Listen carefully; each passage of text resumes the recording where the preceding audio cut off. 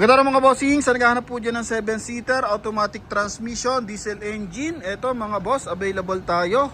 Legendaring matibay ito mga bossing, 2022 Toyota Innova na automatic transmission mga boss. 2.8 liters na diesel engine, naka R16 na max, naka 2-tone. Then mileage nito mga bossing is 46,000 km mga bossing ha. May service record yan, so hindi lang siya makita dito mga boss. Ayan pala, 46,344 km mga boss. Ikutan lang natin ang bahagya. So naka dual aircon, MPV unit mga boss, multi-purpose vehicle to. Walang basag ang ating taillight, 100% NDB na ang ating unit. E-variant to ng ating Toyota Innova. With reverse parking camera to, kulay red yung ating unit mga boss. Kagandahan dyan, nag-upgrade na siya ng stepboard. Kulang na lang dito para may additional pang forma, yung top load niya mga bossing. Pero yung ganito na naka-stepboard, goods na rin yan. Okay, price lang natin dito mga boss is only 895,000. Kasama dyan yung transfer of ownership mga bossing. So sa mga nagkaka-interest, pwede nyo panoodin yung full review natin today. Then pwede nyo tumawag sa contact number ko nasa screen after nyo mapanood yung ating review. So coding na ito is Tuesday ending 3. So 895 kasama na dyan yung transfer and update the registration kasi March to mga bossing and February na. So next week is ano na to mga boss, tawag dito, for renewal na rin siya. So isasama na natin yan. So pagdating sa headlight, walang basag yan. Napakaganda ng headlight na ito. Naka-LED lights na rin yan mga boss. Then yung kaneding turn signal mga bossing. So walang mga basag yung ating lens ng ilaw. Okay, yan. Sa hood wala naman siyang dent mga bossing. Tapos pagdating sa side, meron siyang signal light sa ating side mirror. Yan ha. Sa mags natin mga bossing, yun nga nabanggit ko, 2-tone tsaka R16. Sa gulong naman mga boss, naka Yokohama Tarsian 4, Series 2025 tsaka Series 2024. So ang service nito is meron service sa Toyota North EDSA. So pakita natin yung kanya interior. Pagdating naman dito sa stepboard mga bossing, wala naman siyang dent or malalim na scratches mga boss. Okay, so lahat naman ng concern dinedeclared natin once na nagre-review tayo ng unit. So maganda dito sa Innova, malaki yung turning radius, tapos same time may blind spot assist mga boss. All basic lang din to kung sakasakali. Pero maganda kasi na ito mga bossing, 2.8 ang makina. Kaya kung mapapansin nyo, lagi itong convoy pagdating sa mga sports car, sa mga tag dito, sa mga VIP na ano, na sasakyan mga boss. So lagi ito nakabuntot kasi nga 2.8 liters ang makina nito. Kayang-kaya talaga nitong bumuntot mga bossing. Hindi mo talaga ito basta maiiwanan. Tapos, yun nga pagdating sa turning radius, ang laki kasi ng turning radius na ito compare mo sa Montero at sa Fortuner mga bossing, no?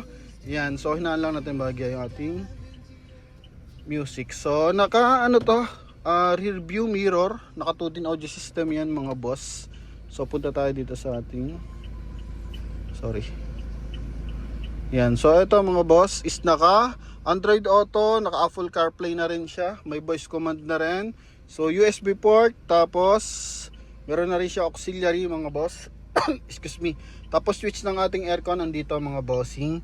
Pagdating sa meter cluster, LED lights natin kulay white na yan mga bossing ha.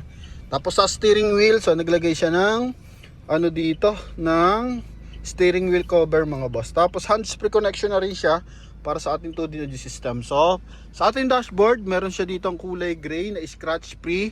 Tapos naka-combination color sa kulay black dito sa ating dashboard. So, naka-dual airbag to. Tapos dito, may cup holder. Magkabilaan yan. Okay. And same time, ito po is naka-power adjust yung side mirror. Yan. Magkabilaan. So, maganda ang speaker na ito mga boss. Kasi meron pa siya dito maliit na speaker. Bukod sa speaker sa pintuan mga boss. No? Yan, so ito yung sidings niya. So naka ano lang siya, tag dito, kulay black yung ating door opener, hindi pa siya yung naka chrome mga boss. Then pagdating sa ceiling, so kulay gray yung ating ceiling. And yung ating aircon ventilation mga boss, hanggang third row yan. So mamaya papakita ko. Tapos kumpleto sa hand grip lahat ng side. Then sa ating sun visor, so ito sun visor yan with mirror. Then dito naman lagay ng ating eyeglasses. Yan, so may RFID sticker. RFID card, sorry. Pero tatransfer naman natin sa pangalan nyo kahit wala yung mabili yung RFID, yung unit na mabibili nyo sa atin. So pwede kayo magpakabit anytime once na mabili nyo sa atin mga boss. Kasi nga nag-i-issue naman tayo ng deed of sale na naka-notarize. So ano yun, tag dito, na-honor yun sa pagpakabit ng RFID. And same time, paglabas ng bago nating ORCR na naka-under sa pangalan nyo, mas honorable yun mga boss. Ha? Alright, so ito yung kabilang side. Maganda dito mga boss, mahaba kasi ang dashboard ng ating ng Innova. So malalim and kitang-kita mo yung hood ng ating unit. So kumbaga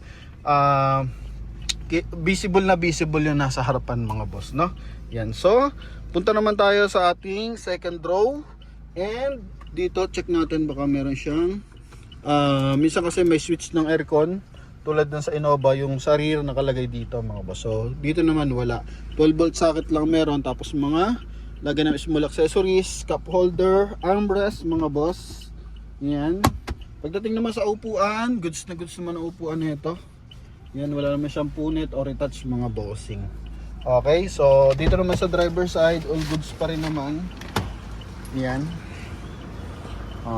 Walang punit yan mga boss.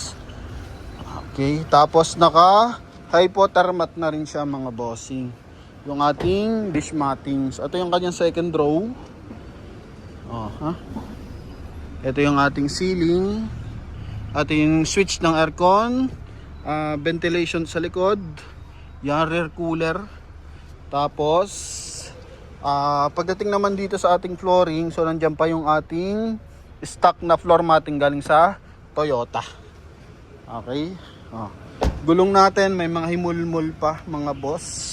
Kasi yung unit natin na to galing to ng Toyota financing, so hatak to ng bangko. Explain ko lang, kaya kahit minsan mababa yung mileage, binapalta natin ng bagong gulong kasi nga pag galing bangko kalimitan nakakahoy ba.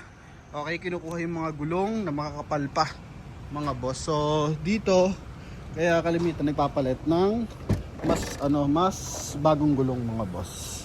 Ito yung kanyang compartment or third row. So yung nakabalot niyan is yung kanyang seat cover. Yan. So pag dish matting mga boss, madali na siyang linisin, papagpag mo na lang yan. Or pag basa naman, madali na siyang punasan, no? Yan. Tapos dito may extra siyang headrest kasi sa ating third row, pwede dyan magtatluhan mga boss. Tatlo. So, good for 7 to 8 seater to mga bossing. Ha? Yan. Then, dito naman, lagyan lang to ng mga tools. Check natin to. Paano ba? Unlock. Yun, naka-unlock na eh. So, baka sa baba. Wala naman. Yan. Yun pala mga boss. Ayan, nandyan yung ating jack, tsaka yung ating tie wrench. So, madali namang siyang tanggalin kung sakasakali. Okay, then may lagayan talaga siya ng kanyang extra headrest. Sa kabila naman, ilaw lang, tapos seat belt mga bossing. So, nakapited naman yung ating upuan. So, once na maluwag yan, madali nang mahigpitan. Hatakin mo lang siya dito. Then, once na hindi mo na mababa, pwede mo rin siya luwagan para at least masungkit mo naman dito mga boss, no? Then minsan naka-fold, so hindi mo siya mabababa mga boss, hindi mo siya malalak dito. So kailangan ibaba mo yung paa niya. Okay, kasi kapag naka ganyan, naka-fold, kailangan nakatupi. Okay, para if ever na may lalagay kang mga gamit, hindi tumama diyan. So minsan naman nalilimutang ilak dito. So tinuturo ko na lang kahit wala pa tayong Toyota Innova para sa mga viewers and buyers, so nagkakaroon ng idea. Walang basag yung ating taillight tsaka mga panel. Yan, all goods yan mga boss. Sara lang natin. 2.8 liters mga bossing, ha. Siyempre papakita natin dyan engine bay. Kabilang stepboard. So may puti-puti ng bahagya. Papaano lang natin to. Papunasan lang natin to mga boss. Okay, pa-tire block natin. Tapos wala naman siya malalim na gasgas mga bossing. Wala rin naman siya masyadong dent mga boss. Okay. Ito yung kabilang side. So lahat naman ng natin, window original pa from Toyota. Ito naman extra lang to na headrest. Yan. Okay, aftermarket lang yan mga bossing. Tapos dito tayo sa ating front area. So ang huling kasa record, silipin natin.